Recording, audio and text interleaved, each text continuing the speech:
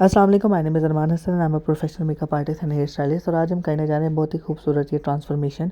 Okay, यहाँ पे आपको मैं एक चीज़ एक्सप्लेन करता चलूँ कि जो क्लाइंट है उनकी हिस्ट्री में जो है वो मेटालिक डाई जो है बहुत ज़्यादा यूज़ किए हुए हैं। तो आज हम लोग जो आपके साथ एक प्रोसीजर शेयर करेंगे वो मेटालिक डाइज के ऊपर जो है विदाउट एनी पैचेस अपने लेवल को एग्जैक्ट अचीव करना हम आपको सिखाएंगे। तो सबसे पहले जो हम लोगों ने एक मिक्सचर बना लेना अपने 40 वॉल्यूम का, बिकॉज आपको पता है जो 30 वॉल्यूम है वो आपके बालों के मेटालिक डाई जो बालों के ऊपर कोट करता है, और 30 वॉल्यूम जो है 30 वॉल्यूम वाला कट डाउन जो है वो आपके मेटालिक डाई के कोट को डिस्टर्ब नहीं इतनी ईजिली करता। इसलिए हमें थोड़ा सा जो है स्ट्रॉन्ग वॉल्यूम यूज़ करना पड़ता है। यहाँ पे हम लोग 40 वॉल्यूम का एक मिक्सचर बनाएंगे 1:1.5 के साथ। बालों की सेक्शनिंग करेंगे, फ्रंट का जो बॉक्स सेक्शन है उसको अलग करके फ्रंट की साइड्स को सेपरेट कर लेंगे, जैसे आप मेरी प्रीवियस वीडियोस में भी देख चुके हो। और इस तरीके से हम नेप एरिया से एक सेक्शन लेंगे और इस सेक्शन को दो हिस्से में सब डिवाइड करके जो ऊपर वाला सेक्शन होगा उसके अंदर हम लोग वेविंग करेंगे, और जो वेविंग करके हमने लाइन्स निकाली होंगी उसके नीचे फॉइल लगाकर हम लोग कट डाउन की एप्लीकेशन कर देंगे। ठीक है, यहाँ पे मैं आप सबका एक तहे दिल से शुक्रिया अदा करना चाहता हूँ कि आपने हमारी प्रीवियस वीडियो को बहुत ज़्यादा प्यार किया, बहुत ज़्यादा लाइक किया, कमेंट्स किए, बड़े अच्छे अच्छे कमेंट्स किए। आपको पता है इतनी मेहनत की जाती है, और जब आपकी तरफ से कितना अच्छा प्यार और एक कितना अच्छा रिस्पॉन्स मिल जाए, एक अप्रिसिएशन मिल जाए, तो बहुत खुशी भी होती है। और आपके लिए आपके साथ दिल करता है मज़ीद चीज़ें और भी आपके साथ शेयर करने को, आपको सिखाने को। तो थैंक यू सो मच, अल्लाह ताला आप सबको कामयाब करे और खुश रखे। और आते हैं अब हम अपने प्रोसीजर की तरफ। अभी आप देख सकते हो इस तरीके से आपने जो है हमने वेविंग करनी है। वेविंग करने के बाद आपने जब फॉइल लगाना है तो फॉइल की जो टैकल करना है आपने वो बड़ा इंपॉर्टेंट पार्ट प्ले करता है, क्योंकि आपको पता है डिफरेंट चीज़ टास्क परफॉर्म करते हैं। हमें एक चीज़ हाइलाइट्स में डिफरेंट चीज़ें परफॉर्म करते हुए हमें इस चीज़ का ख्याल रखना होता है कि हमें अपने बालों के लेवल को जो है उसका कट डाउन के लेवल को बार बार चेक करना पड़ता है, और हमें फॉइल्स को खोल खोल कर चेक करना पड़ता है। अगर आप फॉइल सही तरीके से नहीं लगाओगे तो वो 1 से 2 बार खुलने के बाद वो लूज़ हो जाता है, और वो थोड़ा बहुत लूज़ होकर थोड़ा सा नीचे को लिंप कर जाते हैं। उससे क्या होता है कि आपका वो वाला बाल जो कि फॉइल के अंदर है जिसके ऊपर कट डाउन की एप्लीकेशन हुई हुई है वो थोड़ा सा नज़र आने लग जाता है। और जब वो नज़र आता है तो वो ऊपर बाल जो कि हमने छोड़ने हैं जिसके ऊपर हम फॉइल नहीं लगाते उसके साथ वो बाल जब लगता है तो उसका प्रोडक्ट भी ट्रांसफ़र हो जाता है। तो उससे क्या होता है आपके बालों में कट डाउन के डिफरेंट जगहों पे पैचेस आ जाते हैं। ठीक है, तो आपने आप लोगों ने इस चीज़ का ख्याल रखना है कि फ़ॉइल लगाते हुए आपने फ़ॉइल को जब रखना है तो आपने ऊपर से उसका जो थोड़ा सा एक पार्ट है बिल्कुल ही बारीक सा 1 इंच कह सकते हो आप या हाफ इंच कह सकते हो, उसको आपने फ़ोल्ड कर देना है पहले। और फ़ोल्ड करने से क्या होता है कि आपका फ़ॉइल जब बंद होता है तो उसकी अच्छे तरीके से ग्रिप आ जाती है, वो लूज़ नहीं होता। और आपने जब इसको फ़ॉइल लगाना है तो आपने अच्छे तरीके से इसको प्रेस कर देना है हाथों से, और ऊपर वाली साइड से आपने इसको साइड से हल्का हल्का जो है पिंच टाइप करके उसको लॉक करवा देना। सेक्शन अब हम लोग इस तरीके से लेते जाएंगे। क्लाइंट की हिस्ट्री में मेटालिक डाई था, ठीक है, और मेटालिक डाई भी कोई इक्का दुक्का बार नहीं था। बहुत ज़्यादा टाइम जो है उन्होंने अपने ग्रे हेयर को कवर करने के लिए मेटालिक डाई यूज़ किया हुआ था। तो एक बड़ा इंटरेस्टिंग काम था अभी करंटली परफॉर्म करने के लिए। अंडरटोन भी आई थी, बहुत ब्रासी लुक आई थी इनके अंडरटोन में। उसको फिर हम लोगों ने किस तरीके से न्यूट्रलाइज़ किया, कितने टाइम के लिए हम लोगों ने उसको न्यूट्रलाइज़ किया, ये सारी चीज़ें आज हम लोग आप लोगों के साथ शेयर करेंगे। लेकिन सबसे पहले हम अपना फॉइल वाला जो प्रोसीजर उसको कंप्लीट कर लें। और अभी देखो यही चीज़ कि जब हम फॉइल लगा रहे हैं तो नीचे से भी आपने फॉइल को थोड़ा सा फोल्ड कर देना है। इससे क्या होता है कि जब हम फाइनल फोल्डिंग कर रहे होते हैं फॉइल की तो उससे हमारे फॉइल की ग्रिप आ जाती है, फॉइल जो है वो लूज़ नहीं होता और ना ही वो नीचे की तरफ जाता है। सेक्शन अब हम ले जाएंगे उस तरीके से, उस एक सेक्शन को सब डिवाइड करेंगे 2 सेक्शंस में, और ऊपर वाले सेक्शन के अंदर हम लोग वेविंग करेंगे। और वेविंग करने के बाद नीचे फॉइल रख के अपने जो मटेरियल है या जो कट डाउन का मटेरियल है उसकी एप्लीकेशन हम कर देंगे। ठीक है, जो सेक्शनिंग है आपकी वो बहुत ज़्यादा नीट होनी चाहिए। ये चीज़ मैं अपने प्रीवियस ट्यूटोरियल्स में भी शेयर कर चुका हूँ आपके साथ। हालांकि ये बहुत बारीकी वाले पॉइंट्स होते हैं, लेकिन आपके आफ्टर लुक जो है, फाइनल लुक जो आउटपुट आपको मिलता है इतना वो प्रोसेस करने का, उस चीज़ में जो है बहुत मैटर करता है। वो ये कि आपको पता नहीं पेरिया में हमारा जो सबसे पहला फॉइल लगता है वो इकट्ठा लगता है, ठीक है, लेकिन हम जैसे ही एक फॉइल लगाने के बाद ऊपर आते हैं तो हम अपने बैक के जो है सेक्शन है उसको हम 2 हिस्सों में डिवाइड कर देते हैं वर्टिकली। ठीक है, और वर्टिकल सेक्शन में डिवाइड करने के बाद हम हॉरिजॉन्टल सेक्शंस लेते हैं और उसके ऊपर हम वेविंग करते हैं या स्लाइसिंग करते हैं, डिपेंड करता है आपके क्लाइंट की डिमांड के ऊपर। ठीक है, क्लाइंट की रिक्वायरमेंट जो है वो सबसे इंपॉर्टेंट है।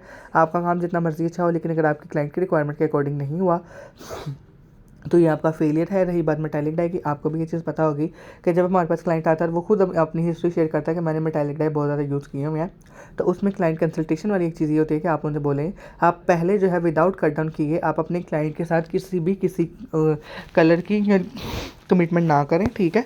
अगर तो क्लाइंट की ज़रूरत से ज़्यादा कॉन्शियस है तो आप उसका पहले पैच टेस्ट करके उनको सारी थ्योरी थोड़ी बहुत एक्सप्लेन कर दें कि मैम हमने आपका कट डाउन किया है और कट डाउन करने के बाद आपके बालों में ये अंडरटोन आई है, हम इसको न्यूट्रलाइज़ करते हैं। अगर हम इसको 100% न्यूट्रलाइज़ कर लेंगे तो जो आपका डिज़ायर्ड कलर है, जो आपका रिक्वायरमेंट डिमांड वाला कलर है, वो हम अचीव कर लेंगे। अगर ये न्यूट्रलाइजेशन करने के बाद भी आप, क्योंकि आपको पता है कोटिंग पे डिपेंड करता है ना कि आपका कट डाउन सॉरी तबीयत थोड़ी ख़राब है, तो आपको पता है आपके कट डाउन पे डिपेंड करता है, कट डाउन के बाद जो अंडरटोन आती है उस पर डिपेंड करता है कि आपका जो न्यूट्रलाइजेशन है वो आपने करनी किस तरीके से और कितने टाइम के लिए करनी है, ठीक है। तो आप पहले क्लाइंट को बोलो कि मैम हमने इसको इतने टाइम के लिए जो है न्यूट्रलाइज करके रख दिया। अभी फॉर एग्जाम्पल मैं एग्जाम्पल कोट कर रहा हूँ, तो क्या आप उन्हें बोले मैम हमने 50 to 60% जो है न्यूट्रलाइजेशन से कलर को न्यूट्रलाइज कर लिया, लेकिन अभी भी थोड़ी बहुत जो ब्रासी टोन या ऑरेंज है या येलो है वो टोन है, तो अब हमें कलर कुछ ऐसा सिलेक्ट करना पड़ेगा जिसके अंदर 0.4 की लाइक कॉपर की रिफ्लेक्शन हो। उससे क्या होता है कि आप जब उस बालों के अंदर खुद से भी वो कलर रख दोगे तो वो सेपरेटली जो है पैच इनहेंस नहीं करेगा। फॉर एग्जांपल अगर आपकी न्यूट्रलाइजेशन करने के बाद भी क्लाइंट के बारे में थोड़ी सी कॉपर टोन आ रही है, ठीक है, और आप उसके ऊपर जो है 0.11 वाली रिफ्लेक्शन या 0.22 वाली रिफ्लेक्शन कर दोगे, तो स्पेसिफिक डिफरेंट एरियाज़ पे जहाँ जहाँ पे कॉपर के पैचेस आए होंगे वो कॉपर और वो जो ग्रीन कलर आप खुद से डिपॉजिट करोगे वो मिल के एक तीसरा कलर बना रहा होगा। तो उससे क्या होता है आपके बालों पर पैचेस आ जाते हैं।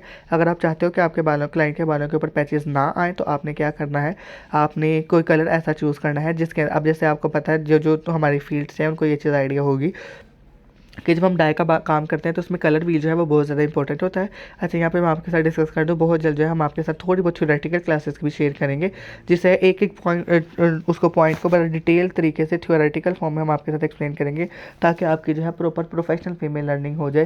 बिकॉज आपको पता है बहुत से लोग ऐसे होते हैं जो कि प्राइवेटली इस चीज़ को सीखना अफोर्ड नहीं कर पाते, तो ये आप कह लें कि उनके लिए बहुत अच्छी अपॉर्चुनिटी कह लें होगी कि वो इन वीडियोज़ को देख के अच्छे तरीके से समझ के वो घर बैठे भी बैठ के अच्छा खासा काम जो है वो सीख सकते हैं। और हमें भी दुआ में याद रखेगा। अल्लाह ताला आप सबके लिए भी आसानियाँ पैदा करें और हमारे लिए भी आसानियाँ पैदा करें।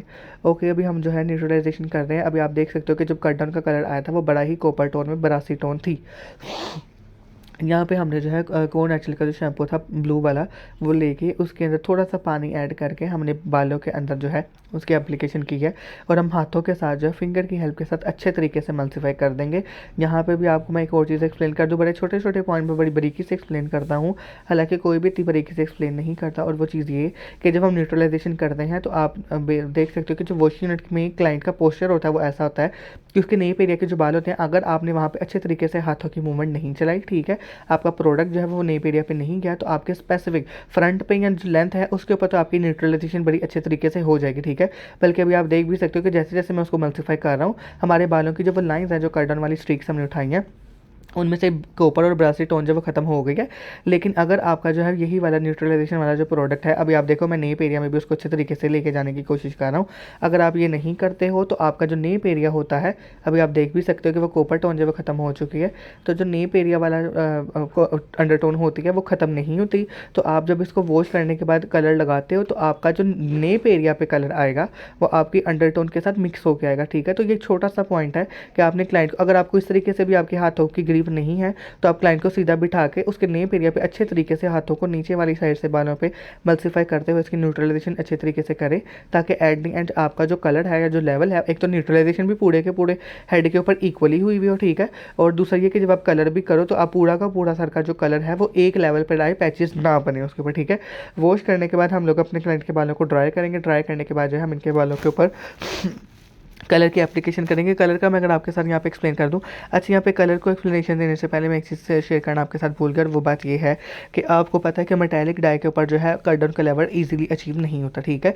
समटाइम ऐसा होता है कि हमें थोड़ा ज़्यादा टाइम के लिए क्लाइंट के बालों पर कट डाउन लगा के रखना पड़ता है। उस चीज़ को माइंड में रखते हुए आपने जो है क्लाइंट के बाल उसी चीज़ को माइंड में रखते हुए आपने क्लाइंट के बालों को जो है ऑन स्पॉट एक ट्रीटमेंट भी देना है। उस ट्रीटमेंट में क्या होता है कि आप एक कैरेटिन मास्क लेते हो, ठीक है, उसके अंदर विटामिन ई के कैप्सूल्स मिक्स करते हो, अपना सीरम मिक्स करते हो, ये तीनों चीज़ों को मिक्स करके आपने एक मिक्सचर बनाना है, उसको अच्छे तरीके से ब्लेंड करना है और आपने बालों के बारीक बारीक सेक्शन लेके फुल हेड के ऊपर आपने मास्क लगा के क्लाइंट के बालों को 20 से 25 मिनट के लिए छोड़ देना है। उसके पीछे रीज़न ये होता है कि आपने स्टार्टिंग में जो कट डाउन किया, उस कट डाउन करने के बाद हम जितना मर्जी कह लें कि जी आपका बाल जो है डैमेज नहीं होगा, फलाना नहीं होगा, धमकाना नहीं होगा, बीइंग अ प्रोफेशनल हम लोग ट्रांसपेरेंसी से क्लाइंट को कंसल्ट करते हैं और ये चीज़ क्लाइंट को भी पता होती है कि हम जितना मर्जी हम उनके साथ ये बात कर लें कि आपका बाल डैमेज नहीं होगा, थोड़ा बहुत हमारा बाल 100% डैमेज होता है। ये बात आप छोड़ दें कि आपका बाल डैमेज नहीं होता, कट डाउन से 100% बाल जो है, ये नहीं कि वो प्रॉपर ही बराबर डांड उतर जाती है बाल की, नहीं, लेकिन थोड़ा बहुत जो है बाल ड्राई हो जाता है, ठीक है। तो आपने उस चीज़ को जो है मौके के ऊपर हम लोग एक ट्रीटमेंट देते थे क्लाइंट को और 20 से 25 मिनट के लिए छोड़ के उसको वॉश करवा देते हैं। अभी आप देख सकते हो कि जब हमारी स्ट्रीक्स का लेवल है या जो लाइंस हैं वो प्रॉपर जो है वो ब्लॉन्ड सीरीज़ में पहुंच गई हैं, ठीक है। उसमें किसी किस्म का कॉपर टोन आपको अब देखने में नहीं आ रही, ठीक है। अब हम लोगों को जो है यहाँ पे जो कलर चूज़ किया है क्लाइंट की रिक्वायरमेंट के अकॉर्डिंग, उसमें ये कि मैंने वैसे तो 8.11 डाला था। 11 डालने का मकसद ये था, जो तो हमारी फील्ड से उनको ये चीज़ पता होगी कि 0.1 जो है उसमें ऐश की रिफ्लेक्शन होती है और जहाँ पे भी ऐश का जिक्र आता है इट मीन्स उसके अंदर ब्लू होता है, ठीक है। तो मेरा यहाँ पे पर्सनल डिसीजन 8.11 का यूज़ करने का ये था कि क्लाइंट के बालों में जो थोड़ी बहुत जो है 20-30% थोड़ी बहुत कॉपर की टोन रह गई है, ब्लू कलर जो है उस कॉपर को न्यूट्रलाइज करता है। तो जब हम उसको थोड़े 20-25 मिनट के लिए डाई के अंदर भी लगा के बालों में छोड़ेंगे तो वो जो ब्लू कलर है वो उन बालों में जो थोड़ी बहुत और कॉपर कलर रह गया हुआ है उसको भी न्यूट्रलाइज करके बालों को बड़ा अच्छा जो है एक उसमें गोल्डन ब्लॉन्ड में जो है, गोल्डन ऐश ब्लॉन्ड में उसको लेके चल जाएगा। और हल्की सी जो थी मैंने उसमें सिर्फ आप कह लें 2 to 3 इंचेस जो था वो मैंने 8.2 डाला था हल्की सी ग्रीन रिफ्लेक्शन को देने के लिए। कलर की एप्लीकेशन आपने करते थे ना, बारीक बारीक सेक्शन लेना, कलर लगाते हुए आपने कंजूसी का मुजाहरा नहीं करना, ठीक है। अगर आप कंजूसी का मुजाहरा करोगे आपके पूरे के पूरे सेक्शन के ऊपर प्रोडक्ट जो है वो इक्वली ब्लेंड नहीं होगा, ठीक है। तो उससे क्या होगा, आपके आउटपुट में अगेन फिर पैचेस आ जाएंगे, बड़ी के वाले पॉइंट होते हैं जिनको हम इग्नोर नहीं कर सकते, ठीक है। अभी आप देखो ये जो सेक्शन मैंने पकड़ा इसमें आपको हल्का सा कॉपर नजर आएगा, ठीक है, जिसको मैंने सेपरेट किया। अब देखिए इसी चीज़ को इन्हीं पैचेस को इवन करने के लिए मैंने कलर के अंदर जो है अपना 8.11 कलर यूज़ किया है और वो इस 11 के अंदर जो ऐश है, ऐश के अंदर जो ब्लू है, वो ब्लू कलर जो है इसके ऊपर को मज़ीद और जो है वो न्यूट्रलाइज कर देगा। और जब हम फाइनल रिजल्ट देखेंगे आप खुद ही देखोगे कि इनके जो बाल थे वो पूरे वन लेवल पे आ गए होंगे, किसी किस्म का कोई भी स्पेसिफिक जो पैच है वो आपको देखने में नहीं आ रहा होगा।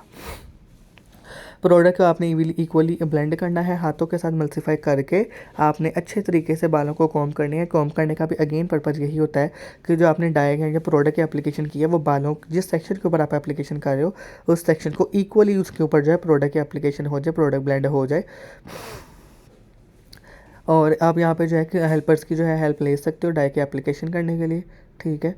और अब जब आपको कह लें अभी आप देखो यहाँ पे आपको कॉपर टोन नज़र आ रही है। अब इसके ऊपर हम लोगों ने जब डाई की एप्लीकेशन कर लिया, अब आप एड जब वॉश करने के बाद हम फाइनल लुक आपको दिखाएंगे, उसमें आप लोगों को खुद ही आइडिया हो जाएगा कि बालों के अंदर जो कॉपर टोन थी न्यूट्रलाइजेशन करने के बाद भी जो थोड़ी बहुत रह गई थी वो भी ख़त्म हो गई है इक्वली और बड़ा मज़े का एक इवन कलर आया है, कोई किसी किस्म का कोई पैच नहीं आया। ऑल्दो हमने जो है क्लाइंट को जो है आफ्टर केयर में ब्लू शैम्पू जो है ट्वाइस अ वीक यूज़ करने की रिकमेंडेशन भी दी थी। और आपको पता है जब आप क्लाइंट को अच्छे तरीके से कंसल्ट करते हो, गाइड करते हो, तो क्लाइंट का जो है आपके ऊपर ट्रस्ट डेवलप हो जाता है, ठीक है। और ऑल्दो जो चीज़ें हमने इनको रेकमेंड की थी वो इनके बालों की हेल्थ के लिए और इनके बालों के कलर के लिए बहुत इंपॉर्टेंट थी। और आपको पता है जब क्लाइंट यूज़ करता है उसको जब रिज़ल्ट मिलता है तो वो डेफिनेटली जो है आपके वहाँ से सेटिस्फाई हो जाता है, ठीक है।